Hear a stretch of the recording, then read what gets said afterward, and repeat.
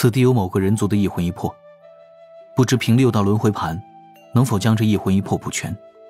其他魂魄可碎了？碎了，可谓渣都不剩。还好我提前瞬息抽走了他异魂异魄。若是碎了就可修补，若其他魂魄还在，天道是不允的。他此前只要在轮回盘中轮回过，就会留下一丝丝印记，将这些印记收集起来，接来那些碎掉的魂魄，再有这异魂异魄指引，只需100-200年即可恢复。放入池中吧。他叫何名？李长寿将这异魂异魄小心翼翼地送到了自己师父的魂魄旁。杨天佑。这是你师兄弟吗？哦，不是。李长寿想了想，笑道：算是我记名弟子吧，外加一点小底牌。李长寿是真的没想到，他进入6道轮回盘不过是小半天的功夫，天庭就能乱了套。此刻108魔兵坐在6道轮回盘侧旁，周遭是大批的地府阴司。李长寿本是要请一位魔兵统领，外加7位此前恢复最好的魔兵进入6道轮回盘中，尝试恢复7情6欲。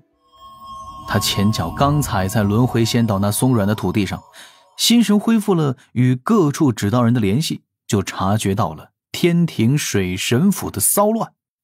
有几个天兵天将扯着嗓子对书房呼喊，让李长寿去凌霄宝殿中相见。玉帝陛下似乎是催得很急啊，敖乙也赶去了月宫，在天河水中泡了3年，意外点亮了水战精通的便装，也正带人四处搜寻。李长寿此前进了6道轮回盘，与外界隔绝联系，他自然是得不到回应。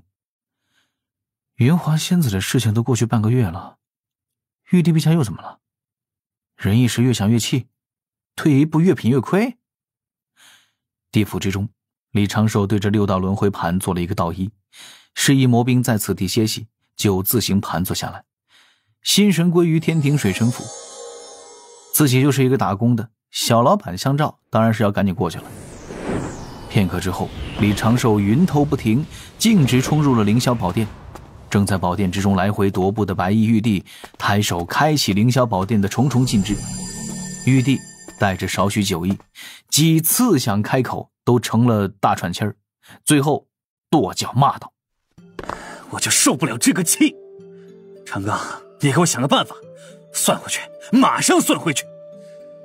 不行我就去他们灵山大闹一场，我杀他几个弟子，我让他肆无忌惮，我让他堂堂圣人去杀凡人，天理何在？还有没有道理？老实说，6圣已是天道根基，就这根基，就这般圣人。陛下。李长寿想劝2句，但见玉帝此时正在火头上，还有点醉酒，只能在下面静静等着了。这有啥好怒的？第6圣人啥样，天地间有点修为的基本都知道。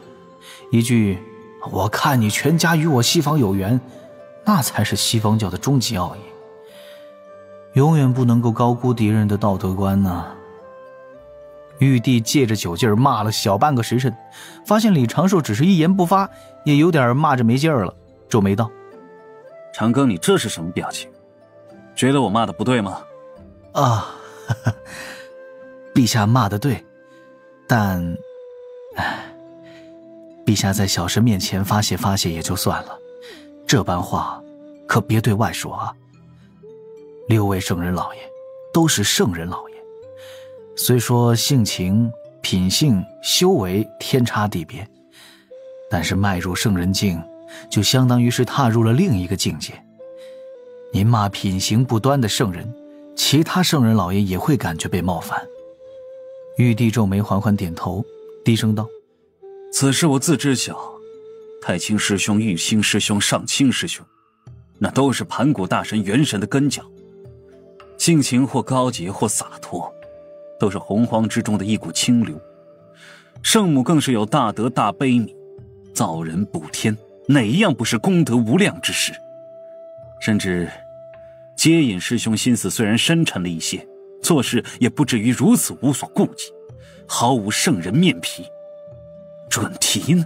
哼，这个准提仗着自己是圣人，竟如此为所欲为。哈哈，这算啥呀？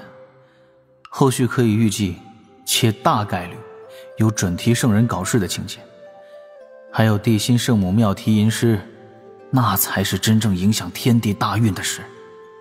李长寿做了一个道揖，陛下息怒，怒火解决不了任何问题。吾非愤怒，吾在这里憋闷。吾本以为长庚你能反击回去，可如今已半个月，洪荒之中尽是对长庚你的骂名。西方教更是肆意添油加火，说吾和长庚为了天庭威严，故意迫害云华仙子。吾拿自己亲妹妹去正天威，荒谬，荒唐！陛下还请不要感情用事，云华仙子本就有过错在前，天庭不罚难以服众，这是天庭管理三界之基石，切莫失却。小神知陛下心底郁闷，那被人如此欺凌，陛下若要回击，小神也有上中下三策。玉帝眼前一亮，坐在玉阶最高处，震了震衣袖，讲。下策最简单，就是将福元仙翁之事一路查下去。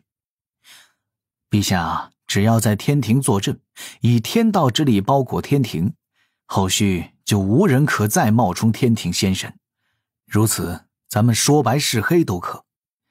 小神手中有福元仙翁行事之事的部分证据，其他证据可以根据需要自行编造，证据不足还可以找信得过的仙神做证人，用刘影球记下他们所说，借此对西方施压。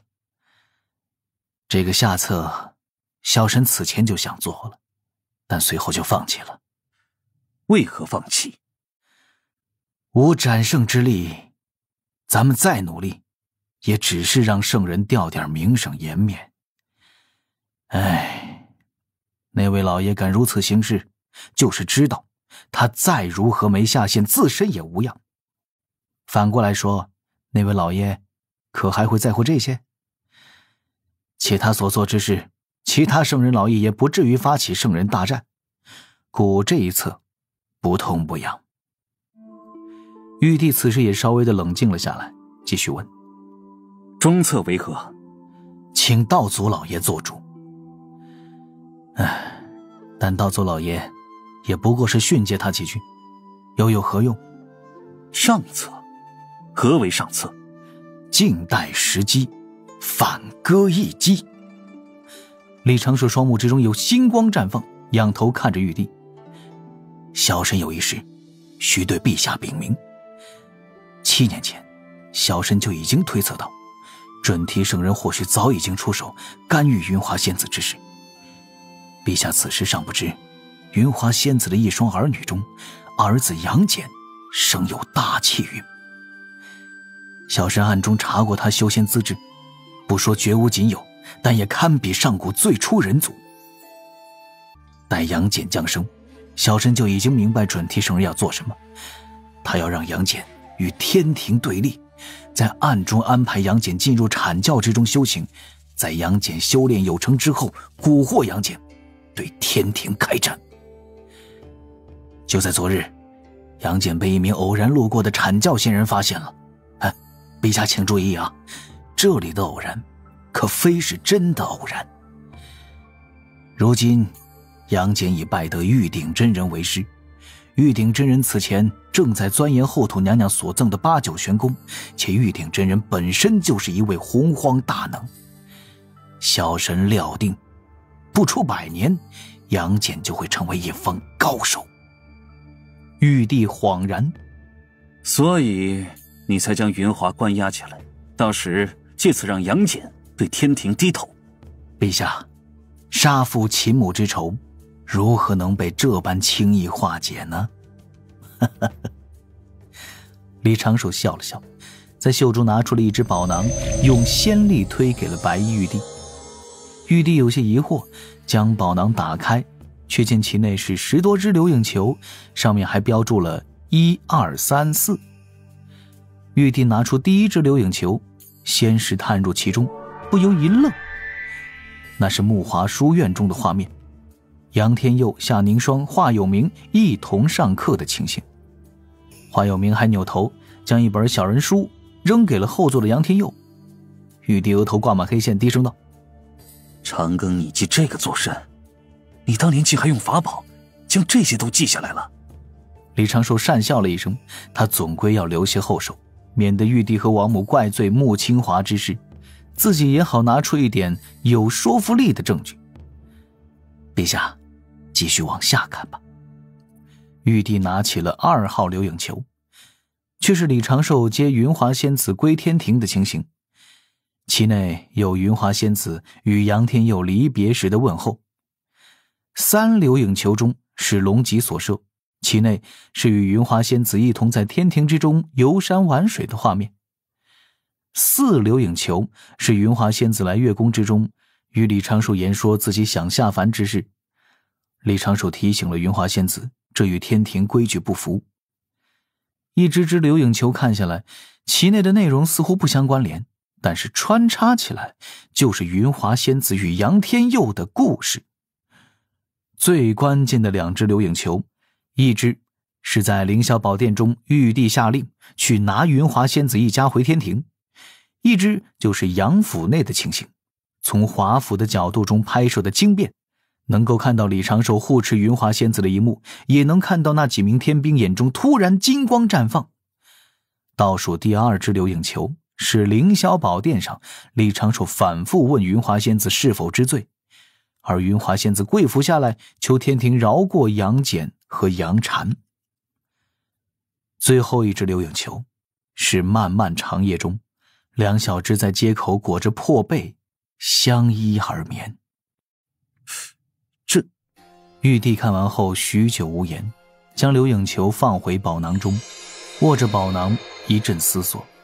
李长寿又道：此事只需要等数百年，何时杨戬有生死金仙之力，何时就会成为西方教算计天庭的一把利刃。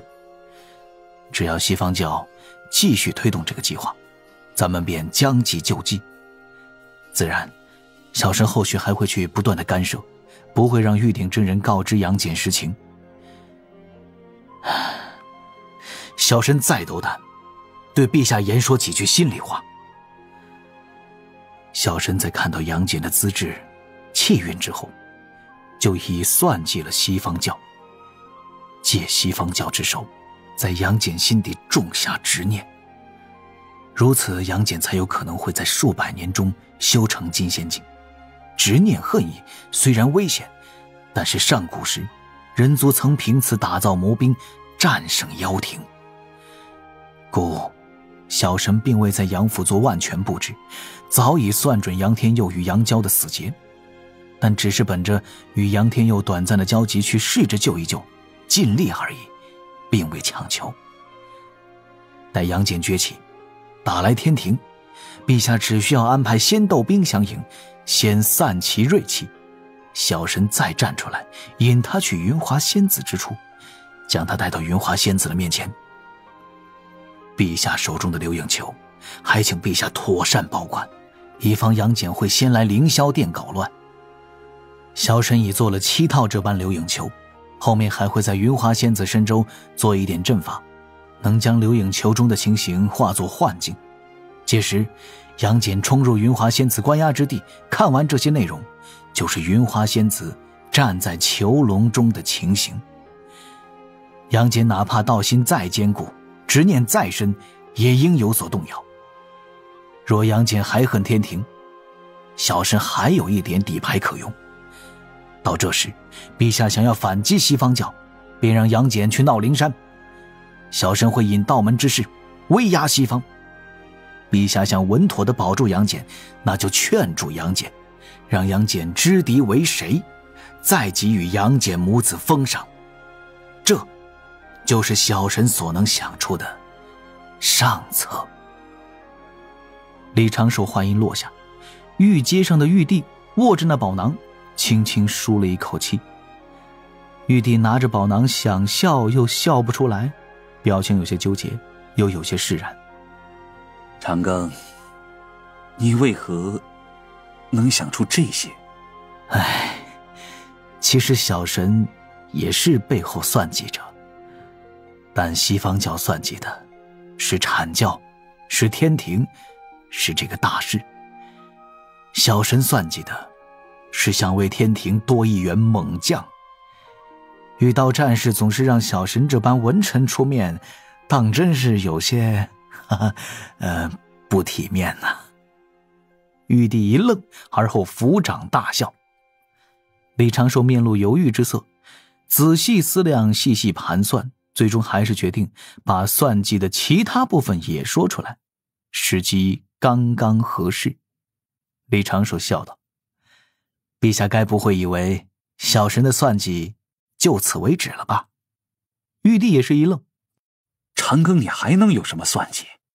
陛下，嘘。李长寿指了指空中，做了一个噤声的手势。玉帝会意，袖袍一挥，浓郁无比的天道之力将凌霄宝殿包裹了起来。讲究是，陛下莫忘了90年后紫霄宫商议封神之事。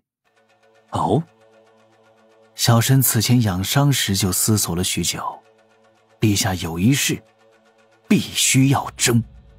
什么？封神榜。当然了，这话不能说出来，李长寿只能道封神大劫的主导之权。玉帝面露思索，缓缓点头。详细些说。封神主导权在谁手中，谁就能够更好地筹谋这场大劫。